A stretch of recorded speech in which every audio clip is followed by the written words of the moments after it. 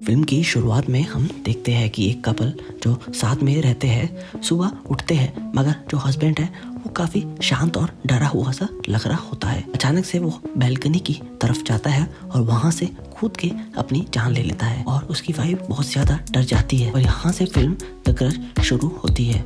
इससे पहले आगे बढ़े लाइक और सब्सक्राइब ज़रूर कर देना। अब हम फिल्म में देखते हैं कि एक घर में एक मेड घर की सीनियर लेडी का ध्यान रख रही होती है, मगर इस सीनियर लेडी का ये मेड ध्यान रखती है वो काफ़ी बीमार है और उसको कुछ समझ नहीं आता है। तब हम देखते हैं कि मेड को घर से कोई आवाज़ आती है। वो देखने जाती है कि आवाज़ कहाँ से आ रही है। तब अचानक से एक भूतिया औरत आती है और उसको जान से मार देती है। और वहीं दूसरी ओर हम देखते हैं कि एक यंग कपल एक साथ टाइम स्पेंड कर रहे होते हैं। थोड़ी देर में फिर वो दोनों तैयार होके अपने अपने काम के लिए चले जाते हैं। ये औरत जिसका नाम है कैरन अपने ऑफिस पहुंचती है। तब उसका बॉस उससे मिलता है और उसे कहता है कि कैरन को एक नया प्रोजेक्ट मिला है। प्रोजेक्ट के हिसाब से कैरन को एक बूढ़ी औरत का ध्यान रखना होगा और जो ये बूढ़ी औरत है ये वही है जिसकी मेड को एक भूतिया औरत ने मार दिया था। अब हम देखते हैं कि कैरन उस बुढ़िया औरत के घर जाती है और जब वो औरत से बात करने लगती है तब वो औरत कोई रिप्लाई नहीं करती। तब कैरन उस औरत का ध्यान रखने के लिए घर में चली जाती है और बूढ़ी औरत की हेल्प करने लगती है। लेकिन थोड़ी देर में कैरन को भी कुछ आवाजें सुनाई देने लग जाती है। तब कैरन ये देखने की आवाज कहाँ से आ रही है आगे जाती है। वो एक जगह पहुंचती है और यहाँ देखती है कि एक कमरे में एक दरवाजा है जिस पे बहुत सारी टेप लगाई हुई है। टेप ऐसी लगाई है कि जैसे उस कमरे को लॉक किया गया हो। कैरन उस डोर की टेप्स को हटा देती है और फिर उसको वहाँ मिलती है एक डायरी। कैरन उस डायरी को उठा के पढ़ने लगती है। तब उसको वहाँ एक काली बिल्ली दिखती है जिसको देख के वो बहुत ही ज्यादा डर जाती है। वो खुद को संभालने लगती है तब उसको एक छोटा बच्चा वहाँ मिलता है। वो बहुत ही ज्यादा डर जाती है और वो डर के भाग के बुढ़िया औरत के पास जाती है और उससे पूछने लगती है कि वो कौन बच्चा है। मगर तब उसको दिखता है कि वो बूढ़ी औरत किसी से बात कर रही है। मगर जब वो देखती है कि कौन है जिससे ये औरत बात कर रही है तब उसको कुछ नहीं दिखता। लेकिन अचानक से वहाँ पे एक भूतिया शक्ति आ जाती है जिसको देखकर कैरन बहुत ही ज्यादा डर जाती है और फिर वो बेहोश हो जाती है। अब हम फिल्म में एक फ्लैशबैक देखते हैं। ये फ्लैशबैक इस बूढ़ी औरत का पास्ट है और इसमें हम देखते हैं कि ये बूढ़ी औरत अपनी फैमिली के साथ इस घर को खरीदने आई है। लेकिन जब वो इस घर में घुसती है तब उसको अजीब सी चीजें दिखनी और सुनाई देने लग जाती है। और बल्कि इस औरत को ही नहीं, वो जो घर बेच रहा होता है, बेसिकली जो ब्रोकर है इस घर का, उसको भी बाथरूम में एक बच्चा दिखता है, मगर वो किसी को इन्फॉर्म नहीं करता और वो घर इस फैमिली को बेच देता है। जब ये फैमिली इस घर में शिफ्ट हो जाती है अब इनके साथ अजीब हरकतें होने लग जाती है। धीरे धीरे ये हरकतें इतनी बढ़ जाती है कि जब एक शाम को बूढ़ी औरत का बेटा वापस घर आता है काम से, उसको दिखता है कि उसका घर बहुत ही बुरी तरीके से बिखरा हुआ है। जब वो अपनी माँ से पूछने जाता है कि ऐसा क्या हुआ है तब उसकी माँ भी उसे नहीं बताती है और वो अपनी बीवी को ढूंढते हुए अपने कमरे में जाता है। वो अपनी बीवी को देखता है और उसे पूछने लगता है कि हुआ क्या है। लेकिन तभी अचानक से एक भूतिया बच्चा वहाँ आ जाता है और उनको मार देता है। हम वापस फिल्म में प्रेजेंट में आ जाते हैं और हम देखते हैं कि कैरन का बॉस कैरन को ढूंढते हुए उस औरत के घर आता है। लेकिन जब वो उस घर में घुसता है उसको लगता है कि सिचुएशन ठीक नहीं है। तब वो पुलिस को फोन कर देता है। जब पुलिस आती है तब वो उससे सवाल करने लगती है जैसे कि वो कौन है, कहाँ से आया और यहाँ क्यों आया है। जब वो सब इन्फॉर्मेशन पुलिस को दे देता है तब पुलिस इन्वेस्टिगेट करने लगती है और इन्वेस्टिगेशन के दौरान पुलिस ऑफिसर को एक सस्पिशियस सा दिखने वाला रूम मिलता है। जब उस रूम को देखने लगते हैं ऑफिसर तब उनको वहाँ तो डेड बॉडी भी मिलती है। ये जो डेड बॉडी है वो है बूढ़ी औरत के बेटे और बहू के। वहीं दूसरी ओर हम देखते हैं कि कैरन को जब होश आता है तब वो देखती है कि वो हॉस्पिटल में है। तब वहाँ वो पुलिस ऑफिसर आते हैं और वो कैरन से सवाल करने लगते हैं। तब कैरन बताती है कि उसको घर में एक बच्चा और एक औरत दिखी थी जो भूतिया से थे। तब पुलिस ऑफिसर उसको एक फोटो दिखाते हैं और पूछते हैं कि क्या वो बच्चा ये है। तब कैरन फोटो देख के बताती है कि हाँ ये वही बच्चा है जिसको इसने घर में देखा। पुलिस ऑफिसर बहुत ही ज्यादा हैरान होता है और बताता है कि इस तस्वीर में जो बच्चा है वो 3 साल पहले ही मर गया था। अब हम देखते हैं कि एक लड़की है वो अपने ऑफिस में काम कर रही होती है। काम करते हुए उसे पता चलता है कि उसको काफ़ी देर हो गई है और उसको अब घर जाना चाहिए। तब वो घर जाने लगती है, मगर उसको कुछ आवाज़ें सुनाई देने लग जाती है। जब वो आगे जाने लगती है तब उसको ऐसा लगता है कि कोई उसके पीछे आ रहा है। तब वो वहाँ से भाग के आगे जाने लगती है। तब उस लड़की को भूतिया बच्चा दिखता है। तब वो वहाँ से डर के भाग जाती है और भाग के उस ऑफिस के सिक्योरिटी ऑफिसर के पास पहुँचती है और फिर वो बताती है कि कोई है इस ऑफिस में जो इसके पीछे पड़ा हुआ है। सिक्योरिटी गार्ड उसको अपने रूम में रुकने को कहता है और खुद ऑफिस बिल्डिंग को चेक करने चला जाता है। मगर जब वो लड़की सीसीटीवी फुटेज के जरिए से उस गार्ड को एक्सप्लोर करता देख रही होती है, उसको फुटेज के थ्रू दिखता है कि कोई भूतिया आत्मा है जो वहाँ है। तब वो लड़की डर के वहाँ से भाग जाती है और अपने घर चली जाती है। घर पहुँचने के बाद वो अपनी रज़ाई में छुप जाती है, लेकिन हम देखते हैं कि वो भूतिया आत्मा आती है और उस लड़की को भी मार देती है। अब हम देखते हैं कि कैरन अपने हस्बैंड को मिलने जाती है। कैरन का ये मानना है कि अगर वो अपने हस्बैंड के साथ टाइम स्पेंड करेगी तो शायद जो उसको डर लग रहा है वहाँ से उसका माइंड डाइवर्ट हो जाएगा, जिसके कारण उसका मन से डर भी हट जाएगा। लेकिन वो अपने हस्बैंड के साथ बस में जा रही होती है, तब कैरन को वो भूतिया शख्स फिर से दिखाई देती है, जिस कारण वो बहुत ही ज्यादा डर जाती है। अब रात को देखते हैं कि कैरन का बॉस ऑफिस से निकल के अपने घर जाने लगता है। तब उसको एक लड़की दिखाई देती है और ये जो लड़की है ये बहुत ही ज्यादा घायल है। वो उस लड़की की हेल्प करने उसके पास जाता है, मगर जब वो लड़की मुड़ती है तब उसको दिखता है कि लड़की का नीचे का जबड़ा नहीं है। और अब यहाँ हमें इस बॉस के सिर्फ चीखने की आवाज सुनाई देती है। फिल्म में हम देखते हैं कि कैरन को शक होने लग जाता है कि कुछ तो बड़ा सीन है। वो इंटरनेट के जरिए उस बूढ़ी औरत के घर और उस घर से रिलेटेड सभी लोगों पे रिसर्च करने लगती है। तब उसको रिसर्च से पता चलता है उस घर में एक फैमिली रहती थी, जिसमें से हस्बैंड ने एक बार अपने छोटे बेटे और बीवी को जान से मार दिया था और फिर खुद को भी जान से मार दिया था। और ये जो फैमिली होती है जिसकी ऐसी डेथ हुई थी, ये वही है जिसकी फोटो पुलिस ऑफिसर ने कैरन को हॉस्पिटल में दिखाई दी। और यही नहीं बल्कि कैरन को पता चलता है कि एक प्रोफेसर ने बिल्डिंग से कूद के अपनी जान ले ली थी और ये प्रोफेसर वही है जिसको फिल्म की शुरुआत में दिखाया गया था। तब हम फिल्म में देखते हैं कि पुलिस ऑफिसर सीसीटीवी फुटेज देख रहा होता है। उसको फुटेज में वो भूतिया शख्स भी दिख जाता है और वो भी बहुत ज्यादा डर जाता है। जब अगली सुबह कैरन उस प्रोफेसर की बीवी से मिलने जाती है। दरअसल कैरन का ये मानना है कि प्रोफेसर का सुसाइड और उस बूढ़ी औरत वाले घर की ओरिजिनल फैमिली की डेथ का कुछ तो कनेक्शन है। प्रोफेसर की बीवी कैरन को फोटोज दिखाने लगती है। तब कैरन उस फोटो पे ध्यान देने लगती है। तब उसको पता चलता है कि प्रोफेसर की हर फोटो में वो औरत है जिसको उसके हस्बैंड ने मार दिया। कैरन अब बिल्कुल श्योर हो जाती है कि इन डेथ का आपस में कुछ तो कनेक्शन है, इसलिए वो अब यहाँ से निकल के पुलिस ऑफिसर के पास जाती है। तब वो पुलिस ऑफिसर को बताने लगती है फोटो में उस लड़की का होना और हर डेथ का कनेक्शन। तब वो पुलिस ऑफिसर बताता है कि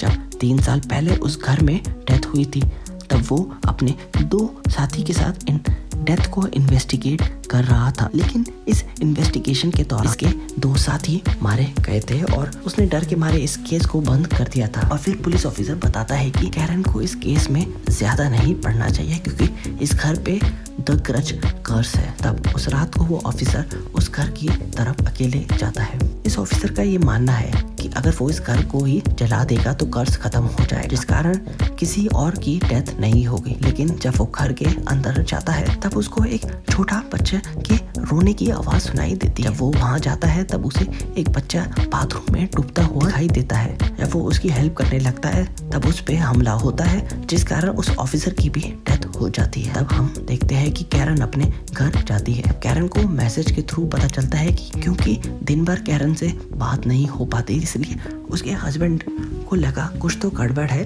इसलिए वो कैरन को ढूंढने के लिए उस बूढ़ी औरत के घर जा रहा है। कैरन डर जाती है और अपने हस्बैंड की जान बचाने के लिए भाग के जाती है। कैरन उस घर के अंदर पहुंचती है तब उसके सामने फ्लैशबैक आने लगते हैं और इन फ्लैशबैक से पता चलता है कि प्रोफेसर पीटर उस घर में है और उस घर में पीटर को एक डायरी मिलती है। इस डायरी में पीटर का नाम कई बार लिखा हुआ, किसी ने पीटर से लव कन्फेशन से लिखे हुए थे। इस डायरी से पता चलता है कि जिसने भी ये लिखा है वो बहुत ही ज्यादा पीटर को लेके ऑब्सेस्ड है। पीटर को पता चलता है कि ये डायरी कयाको की है और ये डायरी पे जो भी लिखा हुआ है ये लेडी कयाको का है और वो पीटर से बहुत प्यार करती थी और वो पीटर को लेके बहुत ही ज्यादा ऑब्सेस्ड थी। लेकिन पीटर को उसके बारे में कभी भी कुछ पता ही नहीं। लेकिन एक बार ये डायरी कयाको के हस्बैंड को मिलती है और जब हस्बैंड ये सब मैसेजेस जो कयाको ने पीटर के लिए लिखे हुए थे पढ़ लेता है तब वो बहुत ही ज्यादा गुस्सा हो जाता है। गुस्सा इतना ज्यादा बढ़ जाता है कि वो अपने आप को कंट्रोल नहीं कर पाता। वो अपनी बीवी को अपने बच्चे के सामने जान से मार देता है और उसके बाद अपनी काली बिल्ली को भी मार देता है। अपने छोटे बच्चे को पानी में डुबा के तड़पा के मारता है। अब हमें पता चलता है कि ये ही गुस्सा था जिसके कारण ये कर्ज पैदा हुआ था। इस कर्ज का और इस कर्ज के कारण ही पहले उस प्रोफेसर की डेथ हुई, फिर उस बूढ़ी औरत के फैमिली की डेथ हुई, उसके बाद पुलिस ऑफिसर के 2 साथियों की डेथ हुई और उसके बाद पुलिस ऑफिसर की भी डेथ हो गई। और अब ये कर्ज कैरन और उसके हस्बैंड को भी मार देगा। तब हम देखते हैं कि कयाको की आत्मा आती है और कैरन के हस्बैंड को भी मार देती है। लेकिन जब वो कैरन को मारने लगती है तब कैरन उस घर में पेट्रोल डाल देती है। ये पेट्रोल वही है जो पुलिस ऑफिसर इस घर में लेके आया था। इससे पहले वो घर को जलाता उसकी डेथ हो गई थी और फिर कैरन पेट्रोल डाल के इस घर को जला देती है। फिल्म में हम देखते हैं कि कैरन हॉस्पिटल में है और वो देखने जाती है अपने हस्बैंड को। लेकिन उसको पता चलता है कि जब ये घर जला था तब वो तो किसी तरीके से बच गई, लेकिन उसका हस्बैंड नहीं बच पाया। तब वह कैरन के पास कयाको की आत्मा आती है और यहाँ पे फिल्म खत्म हो जाती है। ग्रज 2 फिल्म की शुरुआत में हम देखते हैं कि ग्रज कर्ज का मीनिंग। इस कर्ज का एक्चुअल मीनिंग ये है जब भी किसी की डेथ एक्सट्रीम गुस्से के कारण होती है तब एक कर्ज का जन्म होता है और जब भी कोई उस जगह जहाँ ये कर्ज है जाता है तब ये कर्ज उससे भी जुड़ जाता है। अब फिल्म शुरू होती है और हम देखते हैं कि एक कपल घर में है और ब्रेकफास्ट की तैयारी कर रहे हैं, मगर जो हस्बैंड है वो अपनी वाइफ पे बहुत ही ज्यादा गुस्सा कर रहा होता है। लेकिन थोड़ी देर में वो वाइफ अपने हस्बैंड के सर पे गरम तेल डाल देती है और उसको फ्राई पैन से मारती है। लेकिन उसने ऐसा क्यों किया ये हमें फिल्म में आगे जाके पता चले। यहाँ से फिल्म द ग्रज 2 की शुरुआत होती है। अब शुरुआत में 3 लड़कियां दिखाई जाती है जो स्कूल से वापस अपने घर जा रही होती है। एक का नाम होता है वेनिसा और दूसरी का मियुकी और ये लोग अपने थर्ड फ्रेंड जिसका नाम है एलिसन जो कि कुछ महीने पहले ही जापान शिफ्ट हुई है फैमिली के साथ। दरअसल मियुकी और वेनिसा एलिसन को डराना चाहते हैं। वो दोनों एलिसन को एक हॉन्टेड हाउस के बारे में बताने लग जाते हैं और ये जो हॉन्टेड हाउस है ये वही है जिसको फिल्म के फर्स्ट पार्ट में दिखाया गया था। अब चलते चलते जब तीनों इस घर के पास पहुंच जाते हैं ये वेनिसा और मियुकी एलिसन को फोर्स करते हैं और उसको उस घर में अपने साथ जाने को कहते हैं। जैसे ही ये तीनों घर के अंदर जाते हैं तो वेनिसा और मियुकी एलिसन को एक कबर्ड में बंद कर देते हैं। एलिसन बहुत डर जाती है और उसको एक छोटे बच्चे और कयाको की आत्मा दिखती है और वो जोर से चिल्लाने लगती है। अब एलिसन के चीखने के कारण वेनिसा और मियुकी घबरा जाते हैं और एलिसन को वहीं छोड़ के भाग जाते हैं। एलिसन के सामने तब अचानक से दरवाजा खुलता है, वो भी वहाँ से निकल के भाग जाती है। फिल्म 2 साल पहले पास्ट में चली जाती है और हम देखते हैं कि अमेरिका में कैरन की बहन ऑब्रे अपने मॉम से मिलने जाती है। मॉम अपनी बेटी ऑब्रे को कहती है कि उसको अपनी बहन कैरन को जापान से वापस अमेरिका ले आना चाहिए, उसके साथ कुछ हादसे हुए हैं और वो बीमार है। ऑब्रे अपनी माँ की बात सुनती है और जापान की टिकट करवा के जापान आ जाती है। जापान में हॉस्पिटल जाती है अपनी बहन से मिलने। लेकिन जब वो अपनी बहन से मिलती है तब वो देखती है कि उसकी बहन मेंटली बीमार है और जब इन दोनों बहनों का मिलन हो रहा होता है तब कैरन अचानक से काफी अग्रेसिव होने लग जाती है और अपनी बहन को कहती है कि उसको यहाँ से ले जाओ बस। कैरन का एग्रेशन इतना बढ़ जाता है कि हॉस्पिटल के एम्प्लॉयज वहाँ तब आके उसको बेड से बांध देते हैं। वही हस्बैंड और वाइफ जिसको फिल्म के स्टार्टिंग में देखा था वो दिखते हैं। ये कपल शिकागो में होते हैं और हस्बैंड का नाम है बिल और त्रिश वाइफ दोनों अभी न्यूली शिफ्ट हुए हैं इस नए घर में। दरअसल बिल की ये दूसरी वाइफ होती है और पहली वाइफ से उसके 2 बच्चे भी होते हैं। जब वो कपल इस घर में शिफ्ट होते हैं तब इनकी मुलाकात अपने नेबर से भी होती है। इन नेबर्स का नाम है जॉन और एनी। अब जब रात हो जाती है तब जेक, जो कि बिल और त्रिश का बेटा है, उसको कुछ आवाजें सुनाई देती है। वो इन्वेस्टिगेट करने बाहर जाता है तब उसको दिखता है कि उसके नेबर जॉन और एनी किसी शख्स को अपने साथ ले जा रहे हैं। अब ये शख्स कौन है ये डिस्क्लोज नहीं होता, मगर जैसे जैसे फिल्म एक्सप्लेन होने लगेगी ये भी पता चल जाएगा। लेकिन अब हम देखते हैं कि जॉन के घर के बाहर उसी छोटे बच्चे की आत्मा होती है। अब हम वापस जापान में आ जाते हैं और देखते हैं कि ऑब्रे से मिलने एक जर्नलिस्ट आता है। ये जर्नलिस्ट का नाम है ईसन। कैरन के केस पे रिपोर्टिंग करना चाहता है, इसलिए वो कैरन से मिलना चाहता है। लेकिन मिल नहीं पाने के कारण वो ऑब्रे, जो कैरन की बहन है, कहता है कि उसको कैरन से मिलवाने के लिए, लेकिन ऑब्रे उसको मना करके वहाँ से चली जाती है। रात को हॉस्पिटल के अंदर जहाँ कैरन है वहाँ लाइट का वोल्टेज फ्लक्चुएट होने लगता है, इस कारण उस कमरे की लाइट फ्लिकर होने लगती है। तब कैरन को आइडिया हो जाता है कि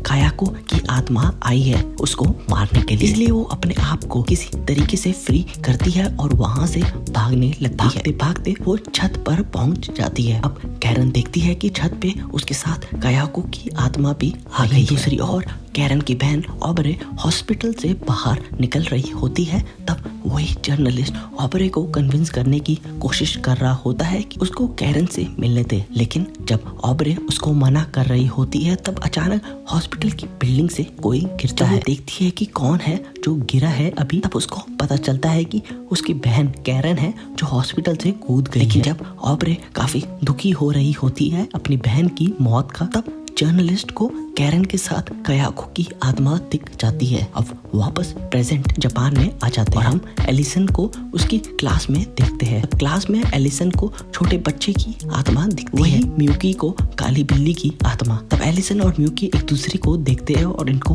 पता चल जाता है कि इनके साथ आत्मा जुड़ चुकी है। स्कूल खत्म होता है तब वेनिसा जब नहाने जाती है तब उसको उसके सर से बहुत सारे बाल टूटते हुए दिखाई देते हैं। तब वो बहुत ज्यादा डर जाती है और वो नहा के चेंज करने आती है। तब उस कायाको की आत्मा दिखती है, जिसको देख के वेनिसा की हालत खराब हो जाती है और वो वहाँ से भाग जाती है। रात को जब म्यूकी अपने बॉयफ्रेंड के साथ लव मोटेल जाती है तब दिखता है कि म्यूकी का मूड कुछ ज्यादा ठीक नहीं है। जब म्यूकी का बॉयफ्रेंड शावर ले रहा होता है तब म्यूकी अपने बेड पे बैठी होती है, लेकिन उसको लगता है कि उसके चादर के अंदर कोई है। जब वो चादर के अंदर देख रही होती है तब उसको कुछ नहीं दिखता, लेकिन अचानक से शीशे से कायाको आती है और म्यूकी को अपने साथ ले जाती है। जब म्यूकी का बॉयफ्रेंड शावर लेके आता है तब उसको म्यूकी नहीं दिखती, लेकिन हम एज अ व्यूअर हमें पता चल जाता है कि म्यूकी भी मर चुकी है। कैरन के डेथ के बाद से ऑब्रे बहुत ही ज्यादा दुखी होती है। वो कैरन के घर में जब होती है तब उसको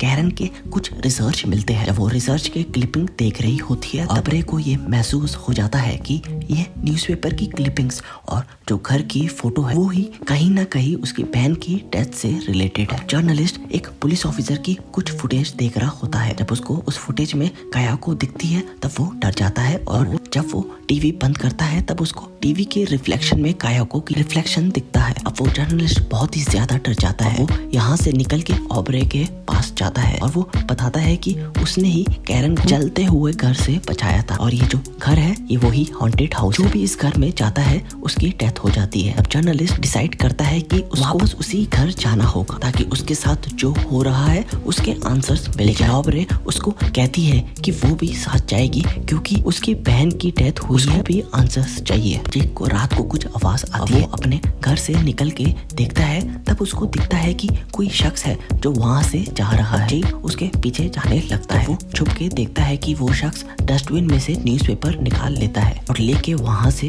चला जाता है। सुबह जेक ये सारा इंसिडेंट अपनी बहन के साथ शेयर करता है, लेकिन उसकी बहन ये बात टाल देती है और ये दोनों थोड़ी देर में अपने स्कूल चले जाते हैं। जेक की जब नजर अपने पड़ोसी के घर पे जाती है तब उसको दिखता है कि उसके पड़ोस के घर पे वही न्यूज़पेपर लगे हुए हैं। तभी बिल अपने घर वापस आता है और वो देखता है कि उसकी बीवी फोन पे बात कर रही है। तब वो अपनी बीवी ट्रेस से पूछता है कि किससे बात कर रही थी। ट्रेस बताती है कि उसके फ्रेंड से। तब हमें पता पता चलता है कि बिल काफी गुस्से में जैसे कि किसी ने उसको पोजेस किया हो। वापस जापान में आते हैं जहाँ ईसन और ऑब्रे उस हॉन्टेड घर के बाहर है और ईसन ऑब्रे को घर के बाहर ही रुकने को कहता है। वो खुद घर के अंदर चला जाता है। घर के अंदर ईसन को जर्नल मिलती है और जर्नल देखने लग जाता है। वहीं ऑब्रे को घर के अंदर से कोई आवाज सुनाई देती है। वो घर के अंदर जाने लगती है, लेकिन ये आवाज उसकी बहन कैरन की होती है। कैरन अपनी बहन को बता रही होती है कि उस घर के अंदर मत जाना, लेकिन तब एक हाथ ऑब्रे को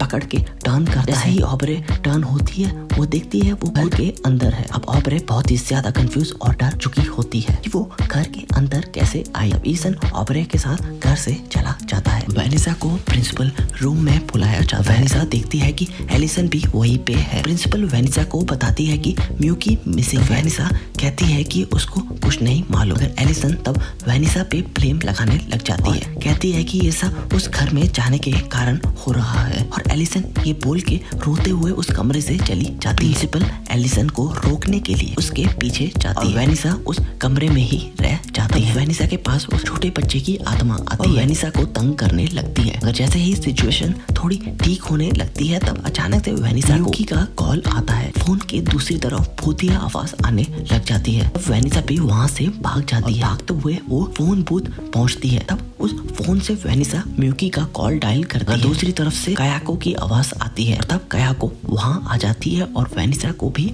मार देती है। जर्नलिस्ट ईसन ऑब्रे के साथ बैठ के जर्नल पढ़ रहा होता है। कायाको की पूरी स्टोरी जो उसने जर्नल में लिखा था वो सब पता चलता है। जर्नल से ये भी पता चलता है कि कायाको की माँ एक तांत्रिक होती है। वो तंत्र से बुरी आत्मा को लोगों के अंदर से निकालती थी, मगर वो आत्मा वापस ना उन्हीं लोगों में घुस जाए, इसलिए वो हमेशा बुरी आत्मा को निकाल कायाको के अंदर डालती थी। इसलिए कायाको की बॉडी में बहुत सारी आत्माएं मौजूद थी। लेकिन कायाको की मौत के कारण जितनी भी आत्माएं कायाको की बॉडी में थी वो बहुत ही ज्यादा इविल होके कायाको की आत्मा से जुड़ गई। ईसन और ऑब्रे तब डिसीजन लेते हैं कि उनको कायाको की माँ से मिलना चाहिए, क्योंकि वो तांत्रिक भी है और कायाको को भी जानती है, तो शायद इसलिए उसकी माँ ही इन दोनों बचा पाएगी। रात को तब ऑब्रे ईसन के घर में ही रुक जाती है और जब ऑब्रे सो जाती है ईसन फोटो डेवलप करने वाले रूप में जाता है। वहाँ जब वो फोटो डेवलप कर रहा होता है तब एक फोटो में से कायाको निकलती है और वो ईसन को मार देती है। अगली सुबह जब ऑब्रे ईसन को ढूंढते हुए फोटोग्राफी रूम में जाती है तब उसको वहाँ ईसन की बॉडी मिलती है। जब वो बॉडी के पास जाके लगती है तब अचानक से ऑब्रे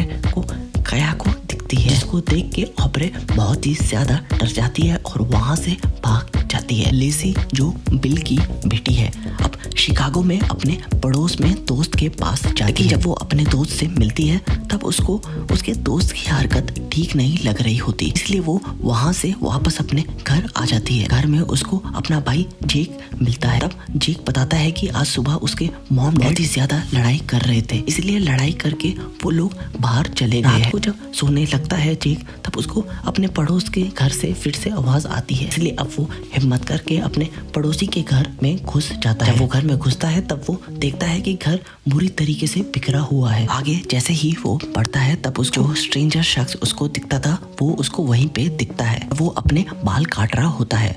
जब वो पूछता है कि सब ठीक है कि नहीं तब उसको वहाँ पे कायाको की आत्मा दिखती है। अगली सुबह वही दिखता है जो फिल्म की शुरुआत में दिखा था कि बिल अपनी बीवी त्रिश से बहस कर रहा होता है ब्रेकफास्ट के टाइम और त्रिश तब बिल के सर पे गरम तेल डाल देती है और फिर उसको फ्राई पैन से मार जापान में इस वक्त एलिसन फिर से अपने प्रिंसिपल के पास जाती है और उसको बताती है कि वो म्यूकी और वेनिसा के साथ उस हॉन्टेड हाउस में गई थी, इसलिए ये सब हो रहा है, इसीलिए म्यूकी भी गायब है। तब प्रिंसिपल एलिसन को बताती है कि कुछ नहीं होगा क्योंकि वो भी पुलिस ऑफिसर के साथ उस घर में जा चुकी है और कुछ भूत नहीं है। हम देखते हैं कि एलिसन के साथ वेनिसा और म्यूको की आत्मा आ जाती है। जब वो प्रिंसिपल की तरफ देखती है तब उसको दिखता है कि प्रिंसिपल भी दरअसल मरी हुई है और वो बहुत देर से आत्मा से बात कर रही है। ऑब्रे जब कायाको की माँ के पास पहुंचती है तब वो सारा ब्लेम उस पे डालने लगती है। ऑब्रे का ये कहना है कि बचपन में उसने कायाको में आत्माएं डाली थी इसीलिए वो आज ऐसी है। उसकी माँ कहती है कि अगर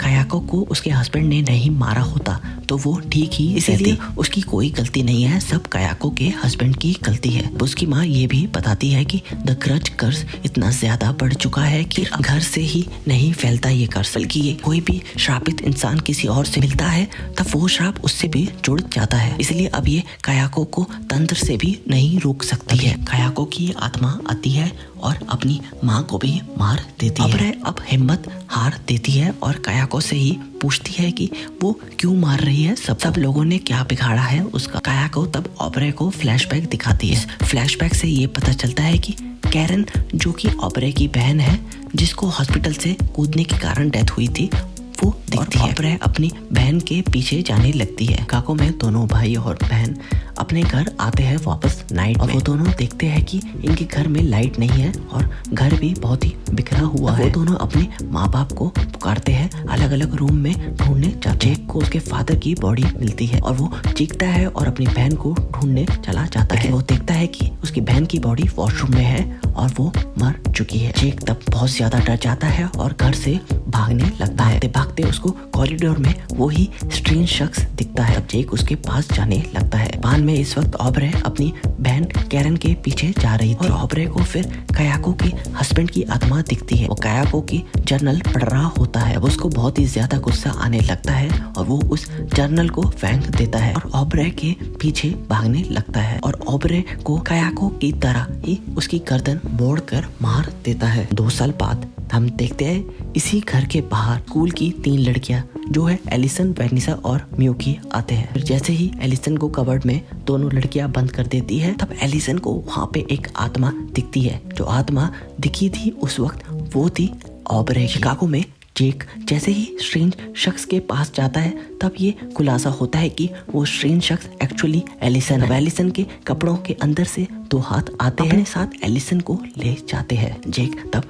डर जाता है और वो हिम्मत करके जैसे ही एलिसन का कपड़ा आता है उसमें से कायाको निकलती है और वो जेक पे हमला करती है। फिल्म क्रश 3 की शुरुआत में हम देखते हैं कि जैक, जिसको हमने क्रश 2 में देखा था, वो जिंदा है और वो मेंटल असाइलम में है। मेंटल असाइलम में उसको काफी डरा हुआ देखते हैं। वो बार बार अपने डॉक्टर को कह रहा होता है कि उसको अकेले मत छोड़ो, क्योंकि अगर उसको अकेले छोड़ दिया गया तो कायाको आके उसे मार देगी। मगर डॉक्टर उसको कहती है कि जैक कभी अकेला नहीं है, क्योंकि जैक पे सीसीटीवी कैमरे से 24 घंटे नजर रखी जा रही है। और फिर डॉक्टर वहाँ से चली जाती है। मगर हम थोड़ी देर में देखते हैं कि कायाको आती है और जैक को मारने लगती है। सीसीटीवी कैमरे पे जब जो नजर रख रहा होता है देखता है, तब वो डॉक्टर के साथ वहाँ से भाग के जाता है जैक के पास। लेकिन तब डॉक्टर को जैक का शव मिलता है, जिसको कायाको ने बहुत ही बेरहमी से मारा होता है। और यहाँ से फिल्म क्रश 3 की शुरुआत होती है और फिर एक लड़की को देखते हैं। ये लड़की है नाओको, कायाको की छोटी बहन, जिसको सपने आते हैं और इन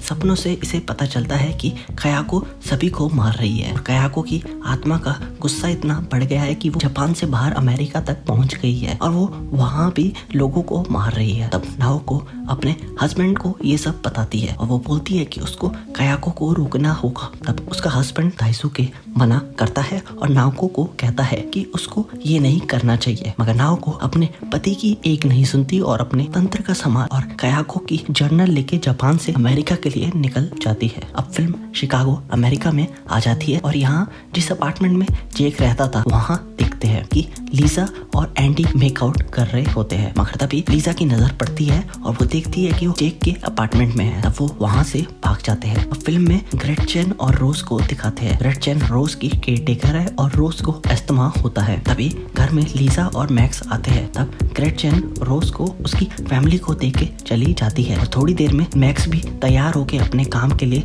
चला जाता है। तब रोज को देखते हैं अपने घर के बाहर एक टॉय रखते हुए। जब लीजा रोज से पूछती है कि उसने ऐसा क्यों किया, तब वो बताती है कि ये टॉय इस बिल्डिंग के एक नए लड़के के लिए है। तब लीजा रोज को बताती है कि कोई नया लड़का बिल्डिंग में शिफ्ट नहीं हुआ है और वो टॉय घर के बाहर से उठाने जाती है। मगर लीजा को घर के बाहर कोई भी टॉय नहीं मिलता है। फिल्म में रहने और उसकी बेटी ब्रेंडा को दिखाते हैं। ये दोनों इस बिल्डिंग को खाली करके कहीं और शिफ्ट हो रहे होते हैं, मगर ब्रेंडा कुछ अजीब ही हरकत कर रही होती है और हमें पता चलता है ग्रज कर्स इस फैमिली से भी जुड़ गया है। नए घर में जहाँ रहने और ब्रेंडा है, वहाँ तब ब्रेंडा रात को जब नहाने जाती है तब वहाँ पे कायाको के हस्बैंड की आत्मा आ जाती है और ब्रेंडा को डुबा के मार देती है। लेकिन जब रहने थोड़ी देर में अपनी बेटी को देखते हुए बाथरूम में आती है, उसको बाथरूम में कोई नहीं मिलता, तब वो टेंशन में आ जाती है। अब वापस शिकागो की बिल्डिंग में आ जाते हैं और देखते हैं कि मैक्स रोज के साथ थोड़ा टाइम स्पेंड कर रहा होता है और हमें एज अ व्यूअर ये भी पता चल रहा होता है कि रोज का अस्थमा ज्यादा ही बढ़ता जा रहा है। तब लीजा मैक्स को बताती है कि वो न्यूयॉर्क शिफ्ट होना चाहती है। उसके करियर में ग्रोथ न्यूयॉर्क जाने के बाद ही होगी, लेकिन मैक्स लीजा को कन्विंस करने की कोशिश कर रहा होता है कि लीजा को नहीं जाना चाहिए क्योंकि मैक्स की फाइनेंशियल सिचुएशन धीरे धीरे खराब होती जा रही है और साथ ही रोज का अस्थमा भी दिन बर दिन बढ़ता जा रहा है। उसके लिए यानी मैक्स के लिए रोज का ध्यान रखना अकेले पॉसिबल नहीं हो पाएगा। अब अगले दिन मैक्स की मुलाकात नाओको से होती है। नाओको इस बिल्डिंग में एक अपार्टमेंट रेंट पे लेने आई है। नाओको कायाको की छोटी बहन है और वो इस बिल्डिंग में कायाको को रोकने आई है। नाओको की कुछ टाइम बाद रोज और लीजा से भी मुलाकात होती है और नाओको को पता चल जाता है कि इस बिल्डिंग में सभी लोगों को जान का खतरा है। अब कुछ टाइम बाद जब लीजा पैकिंग कर रही होती है तब उसको साथ वाले घर यानी जेक वाले घर से कुछ आवाजें सुनाई देती है। तब वो वहाँ जाती है और उसकी मुलाकात डॉक्टर से होती है। ये वही डॉक्टर है जो जेक का ध्यान रख रही थी मेंटल असाइलम में। तब वो डॉक्टर लीजा को बताती है कि जेक की डेथ हो गई है। लीजा ये सुन के बहुत ही ज्यादा शॉक हो जाती है। तभी एंडी वहाँ आ जाता है और वो लीजा को ले जा रहा होता है, लेकिन तभी मैक्स वहाँ आ जाता है और लीजा को मना करता है एंडी के साथ जाने के लिए। लीजा अपने भाई मैक्स की बात मान लेती है और एंडी को मना करने जाती है, मगर तभी लीजा को सीढ़ियों में तोशियो की स्पिरिट दिखती है। लीजा बहुत ही ज्यादा डर जाती है। अब लीजा क्यों डरती है, इसके पीछे रीजन ये है कि थोड़ी देर पहले ही डॉक्टर ने बताया था कि जेक को इस बिल्डिंग में छोटे बच्चा दिखता था और अभी लीजा को भी छोटा बच्चा दिखा, इसलिए लीजा डर जाती है। उसी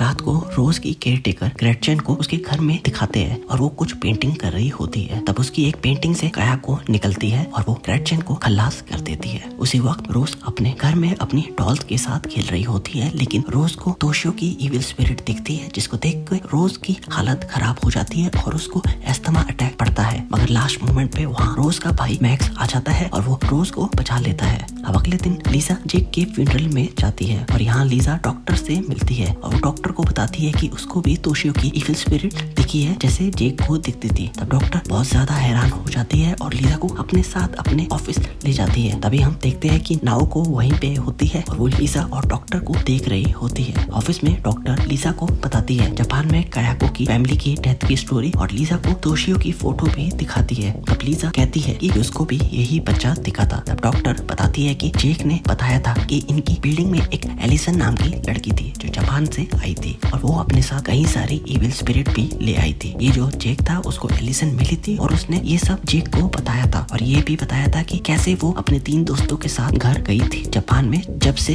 ये सब होने लग गया है। डॉक्टर फिर लीजा को बताती है कि जेक ने जब ये बताया था तब उसको भी यकीन नहीं हुआ था, लेकिन अब थोड़ा थोड़ा यकीन होने लग गया है क्योंकि अब उसको भी वो सब दिख रहा है जो जेक को दिखता था और अब लीजा को भी वही दिख रहा है। लीजा जब घर वापस आती है तब उसको रोज के एस्थमा अटैक के बारे में पता चलता है। तब लीजा को बहुत गिल्टी फील होता है कि वो रोज को छोड़कर सुबह क्यों गई थी, इसीलिए वो रोज के बाल सहला रही होती है और अपनी छोटी बहन रोज से प्यार कर रही होती है। थोड़ी देर बाद रोज की नींद खुलती है तब वो देखती है कि वहाँ तोशियो है और वो रोज के बाल सहला रहा है। तब रोज डर के चीखती है जिसको सुन के वहाँ लीजा आती है। उसी वक्त दूसरी ओर रात को दिखाते हैं डॉक्टर जो इंटरनेट पे जापान के कायाको फैमिली के मर्डर पे इन्वेस्टिगेशन कर रही होती है। तभी उसको सीसीटीवी फुटेज से तोशियो की स्पिरिट दिखती है। तब डॉक्टर वहाँ से जाती है चेक करने, मगर उसको कोई नहीं दिखता, लेकिन तभी डॉक्टर को कायाको की आत्मा दिखती है जिसको देखकर डॉक्टर बहुत ही ज्यादा डर जाती है और वो वहाँ से भागने लगती है, मगर कायाको उसके पीछे आती रहती है और उस डॉक्टर को पकड़ लेती है और उसको भी मार देती है। अगले सुबह जब लीजा रोज के साथ पार्क आती है तब नाओको उसके साथ आती है और वो लीजा को समझाने लगती है कि जब भी कोई बीमार होता है तब उसको दवाई देके ठीक किया जाता है। हर चीज को ठीक करने का तरीका होता है। नाओको लीजा को जापान में कायाको के हस्बैंड ने कैसे मारा था अपनी फैमिली को और क्यों वो बताती है और साथ ही बताती है कि कायाको के मरने के बाद से एक कर्स का जन्म हुआ और वो कर्स एलिसन के साथ शिकागो की इस बिल्डिंग में आ गया है और जो कायाको है वो नाओको की बहन है। लीजा ये सुन के बहुत ही ज्यादा डर जाती है। नाओको उसको बताती है कि वो प्रोफेशनल है और उसको पता है कि इस कर्ज को कैसे खत्म करना है, मगर वो अकेले नहीं कर पाएगी। इस कर्ज को खत्म करने के लिए उसको लीजा और रोज की भी जरूरत पड़ेगी। मगर लीजा नाओको के ये सब बात सुन के डर जाती है और नाओको को कहती है कि वो कोई हेल्प नहीं कर सकती और वहाँ से अपनी बहन रोज के साथ चली जाती है। मैक्स रोज की केयरटेकर के घर जाता है और वो घर इसलिए गया है क्योंकि रोज की केयरटेकर ग्रेटचेन बहुत दिनों से आई नहीं है और उसने फोन भी नहीं आंसर किया। तब मैक्स को ग्रेटचेन का घर बिखरा हुआ दिखता है और जब मैक्स आगे जाता है तब उसको वहाँ पे ग्रेटचेन की बॉडी दिखती है। लीजा और रोज को अपने भाई मैक्स से ग्रेटचेन के बारे में पता चलता है और लीजा को भी नाओको की बात पे यकीन होने लगता है। इसलिए लीजा अपनी फैमिली को छोड़ के न्यूयॉर्क जाने वाला प्लान भी कैंसिल कर देती है। नेक्स्ट सीन में हम देखते हैं कि मैक्स के बिहेवियर में बहुत ही चेंजेस आने लगते हैं और वो बहुत ही ज्यादा अग्रेसिव होने लगता है। जब एंडी लीजा को मिल के वापस अपने घर जाने लगती है तब उसको रास्ते में दोशियो दिखता है। वो दोशियो के पीछे जाते जाते जेक के घर में पहुंच जाता है। तभी वहाँ पे कायाको आती है और वो एंडी को भी मार देती है। अगले दिन मैक्स का बॉस उससे मिलने आता है और वो मैक्स को कहता है कि वो मैक्स को जॉब से निकाल रहा है। मैक्स को तब बहुत ही ज्यादा गुस्सा आने लगता है और वो अपने आप को कंट्रोल नहीं कर पाता और वो अपने बॉस से धक्का मुक्की भी करता है। जब वो बॉस वापस जाने के लिए अपनी कार में होता है तब उसको कार के एसी वेंट से दोशियो की बिल्ली की आवाज आने लगती है। जब वो कंफ्यूज होता है कि ये क्या है तब वहाँ दोशियो की स्पिरिट आती है और वो मिस्टर बॉस को भी मार देती है। मैक्स को देखते हैं और मैक्स बहुत ही ज्यादा कर्स के इन्फ्लुएंस में आ चुका होता है और वो गुस्से में आके लीजा से लड़ाई कर लेता है और लड़ाई में लीजा को घर से भी निकाल देता है। लीजा अपने भाई मैक्स को रोकने की बहुत कोशिश करती है मगर मैक्स नहीं सुनता। तब लीजा डॉक्टर को कॉल करती है और उसको हॉस्पिटल के स्टाफ से पता चलता है कि डॉक्टर की डेथ हो गई है। अब लीजा को कायाको की आत्मा दिखती है और लीजा बहुत ही ज्यादा डर जाती है और वो वहाँ से चली जाती है और नाओको के पास जाती है। लीजा तब नाओको से हेल्प मांगती है मगर नाओको कहती है कि लीजा ने काफी देर कर दी है, मुश्किल है बचाना क्योंकि कायाको की हिट लिस्ट में सबसे ऊपर लीजा की फैमिली का नाम आ चुका है, लेकिन तब भी कोशिश की जा सकती है। इसलिए नाओको कहती है कि लीजा को सबसे पहले रोज को मैक्स से दूर करना होगा क्योंकि मैक्स कर्ज में खो चुका है और वो रोज को भी हर्ट कर सकता है। लीजा किसी तरीके से अपनी बहन रोज को मैक्स से दूर कर देती है और नाओको के साथ ये तीनों जेक के घर में आ जाते हैं और करने लगते हैं कायाको को काबू में करने वाला रिचुअल। इस रिचुअल के थ्रू नाओको एक ड्रिंक बनाती है और उस ड्रिंक में कायाको का कर्स डालती है और वो रोज को कहती है पीने को, मगर लीजा रोज को वो ड्रिंक पीने से मना कर देती है और तभी नाओको को कायाको इसी अपार्टमेंट में दिखने लग जाती है और नाओको तभी कहती है सॉरी अब कुछ नहीं किया जा सकता क्योंकि अब बहुत ज्यादा देर हो चुकी है। तभी वहाँ मैक्स आ जाता है और वो कायाको के हस्बैंड की तरह बिहेव करने लग जाता है। वो नाओको को पकड़ के मारने लगता है मगर हम देखते हैं कि मैक्स कर्ज से लड़ने की कोशिश करता है और वो किसी तरीके से काबू करने लगता है अपने गुस्से को, लेकिन वो हार जाता है और वो नाओको को छुरा कोप के मार देता है। लीजा रोज के साथ कायाको से बचने की कोशिश कर रही होती है। तभी रोज हिम्मत करती है और वो ड्रिंक पी लेती है जो रिचुअल में नाओको ने कहा था रोज को पीने के लिए। तभी कायाको वहाँ से गायब हो जाती है, लेकिन अब रोज को अचानक से अस्थमा का अटैक पड़ता है। इसलिए लीजा रोज को लेके अपने अपार्टमेंट जाने लगती है ताकि वो रोज को इनहेलर से ठीक कर सके। जब वो दोनों हॉलवे में होते हैं तब उनको मैक्स दिखता है। मैक्स ने नाओको को मारा होता है और क्योंकि कर्ज खत्म हो चुका होता है मैक्स इस वक्त होश में होता है। वो इसलिए नाओको को मारने का पछतावा कर रहा होता है, लेकिन लीजा उसको इग्नोर करके रोज को इनहेलर दिलाने के लिए अपने घर चली जाती है और रोज को इनहेलर से ठीक भी कर देती है। मैक्स जो हॉलवे में नाओको की बॉडी के पास बैठ के पछतावा कर रहा होता है तभी उसको दिखता है नाओको की स्पिरिट, यानी कायाको का कर्ज बेशक खत्म हो गया हो लेकिन नाओको अब स्पिरिट बन गई है और नाओको फिर डरे हुए मैक्स के पास जाती है और उसको जान से मार देती है। अब हमें पता चलता है कि नाओको का कर्ज का जन्म हुआ है क्योंकि उसको मारा था एक्सट्रीम गुस्से में, तो इसका मतलब ये कर्ज अब इस बिल्डिंग में पैदा हो गया है। थोड़ी देर बाद जब लीजा हॉल में जाती है तब उसको मैक्स का शव मिलता है अब फिल्म के एंड में देखते हैं कि लीजा अपने कमरे में होती है और वो अपनी छोटी बहन रोज को गले लगा रही होती है। लेकिन हम देखते हैं कि जिसको गले लगाया है वो रोज नहीं बल्कि कायाको है, यानी कायाको का कर्ज भी खत्म नहीं हुआ है। और यहाँ पे फिल्म द ग्रज 3 खत्म हो जाती है। ग्रज 4 फिल्म की शुरुआत में हम 2004 का टोक्यो शहर देखते हैं, जहाँ फियोना लैंडर्स नाम की एक औरत को एक घर के बाहर देखते हैं और वो फोन पे किसी से बात कर रही होती है और फोन पे किसी को बताती है कि वो टोक्यो छोड़ के वापस अपने घर अमेरिका जा रही है। लेकिन जब फियोना वहाँ से जाने लगती है तब उसको घर के बाहर एक गार्बेज बैग में कुछ हिलता हुआ दिखता है। जब फियोना उस बैग को देखने पास जाती है तब उसके पीछे कायाको की स्पिरिट को देखते हैं और अचानक उस गार्बेज बैग से एक हाथ निकलता है और वो फियोना को पकड़ लेता है, जिसको देखकर फियोना बहुत ही ज्यादा डर जाती है और वो वहाँ से भाग जाती है। और यहाँ से फिल्म ग्रज की शुरुआत होती है। अब फिल्म शुरू होती है और हम देखते हैं कि फियोना वापस अपने देश अमेरिका में पेंसिल्वेनिया शहर में आ जाती है। लेकिन फियोना पे कायाको की इविल स्पिरिट ने कब्जा किया होता है, इसलिए वो अपने घर में अपने हस्बैंड और फिर अपनी बेटी को जान से मार देती है और उसके बाद वो खुद को भी मार लेती है। अब एक कपल को देखते हैं। ये कपल डॉक्टर के पास आया होता है। जो वाइफ है वो प्रेग्नेंट है और वो डॉक्टर से रूटीन चेकअप के लिए आई होती है। लेकिन डॉक्टर इस कपल को तब अपडेट करता है कि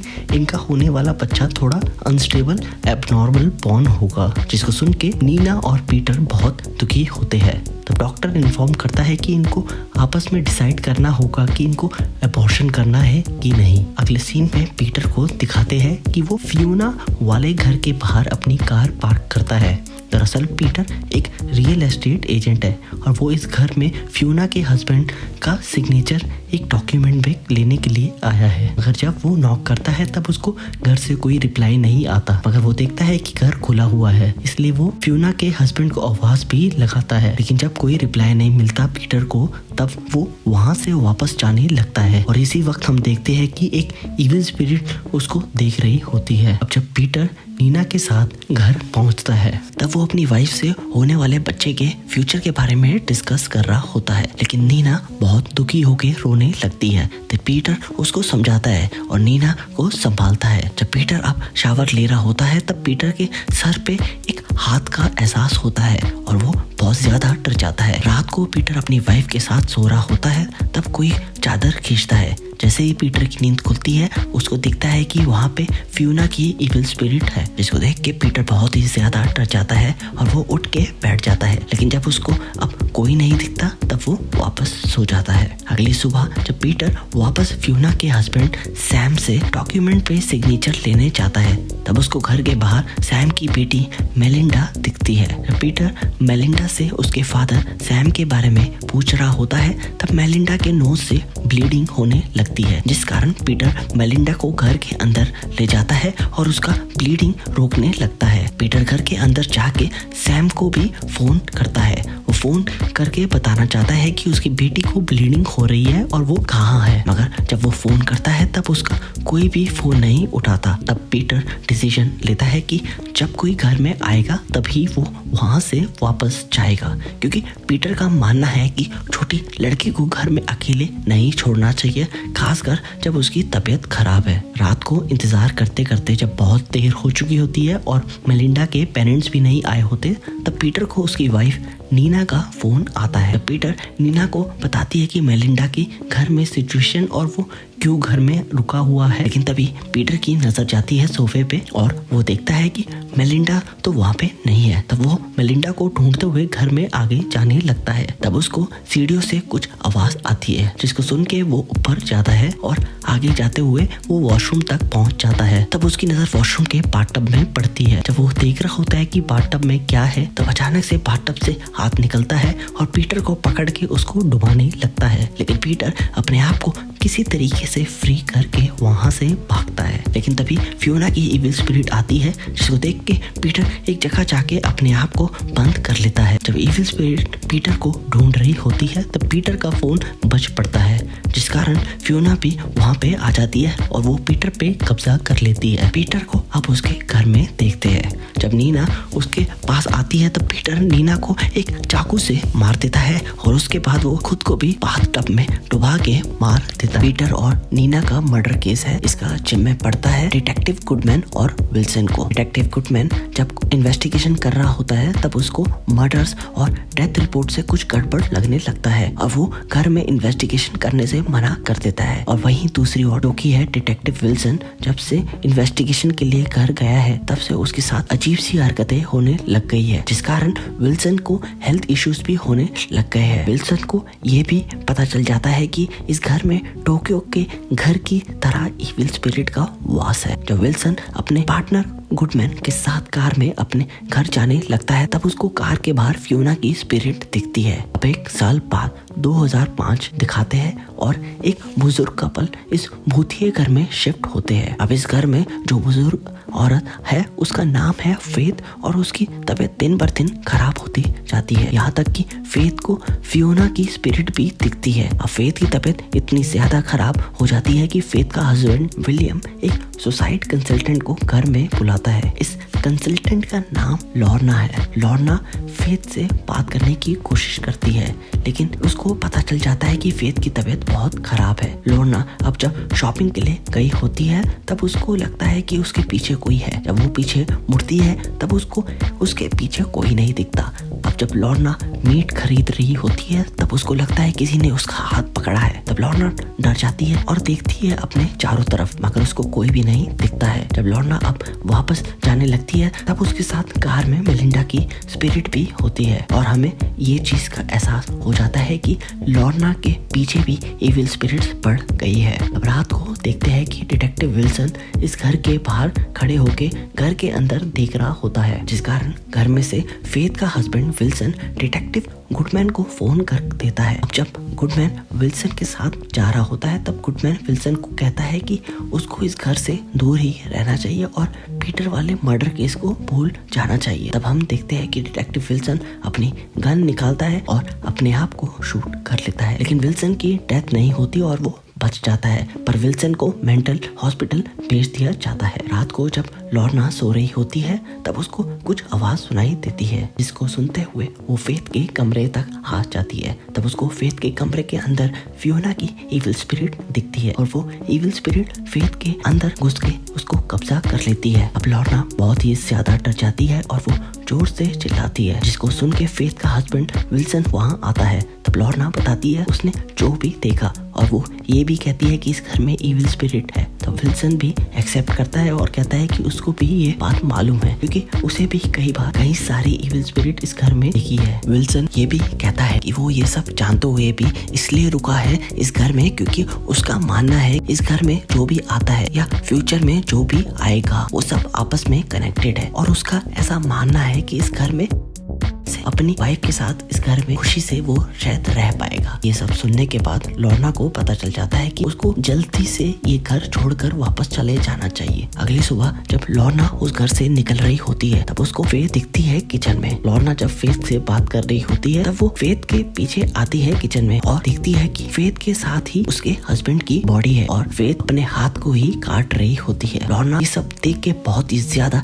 डर जाती है और वहाँ से भाग जाती है। जब लॉर्ना कार से जा रही होती है तब उसको कार में विल्सन की इविल स्पिरिट दिखती है, जिसको देख के लॉर्ना बहुत ही ज्यादा डर जाती है और उसकी कार का एक्सीडेंट हो जाता है और लॉर्ना भी वहीं पे तब मर जाती है। एक साल बाद अब 2006 में कहानी आ जाती है और यहाँ डिटेक्टिव मुल्दून को दिखाते हैं। मुल्दून के हस्बैंड की हाल फिलहाल में कैंसर के कारण डेथ हुई थी, इसलिए मुल्दून अपने बेटे के साथ इस शहर में शिफ्ट हुई होती है। थोड़ी देर में मुल्दून को एक्सीडेंट की इंफॉर्मेशन मिलती है, इसलिए वो अपने पार्टनर डिटेक्टिव गुडमैन के साथ उस एक्सीडेंट वाली जगह जाती है। वहाँ जब जाते हैं तब उन्हें पता चलता है कि ये एक्सीडेंट में जो शख्स है वो है लॉर्ना मूडी। लॉर्ना का एक्सीडेंट होके कार जंगल में आ गई थी, इसीलिए किसी को इस एक्सीडेंट का पहले नहीं पता चला। जब लॉर्ना मूडी की डिटेल डिटेक्टिव गुडमैन को पता चलती है तब उसको आइडिया हो जाता है कि ये केस उस श्रापित घर से कनेक्टेड है, इसलिए गुडमैन इस केस को एक्सीडेंट करार करके खत्म करना चाहता है। लेकिन डिटेक्टिव मुल्दून उसकी नहीं सुनती और इन्वेस्टिगेशन के लिए उस श्रापित घर में चली जाती है। मुल्दून को उस घर में कुछ आवाज सुनाई देती है। जब वो आवाज सुनते हुए आगे जाती है तब तब उसको वहाँ पे फेथ मिलती है। फेथ मुल्दून को कहती है कि उसकी हेल्प करने को और उसको खाना खिलाने के लिए, लेकिन मुल्दून जब उसकी हेल्प करने का प्लान करती है तब उसको वहाँ फेथ के हस्बैंड की डेड बॉडी भी मिल जाती है। अब डिटेक्टिव मुल्दून बहुत ही ज्यादा डर जाती है और उस घर से निकल के भागती है और बाहर जाके वो पुलिस कंट्रोल रूम में इस घर की सिचुएशन भी अपडेट कर देती है। अब डिटेक्टिव वहाँ से निकल के अपने पार्टनर गुडमैन के यहाँ जाने लगती है। तब डिटेक्टिव को मेलिंडा की स्पिरिट दिखती है, जिस कारण उसकी कार का एक्सीडेंट भी होने लगता है, मगर वो बच जाती है। अब जब गुडमैन के यहाँ पहुँचती है मुल्दून, तब वो उस घर की सिचुएशन और उस घर में एक और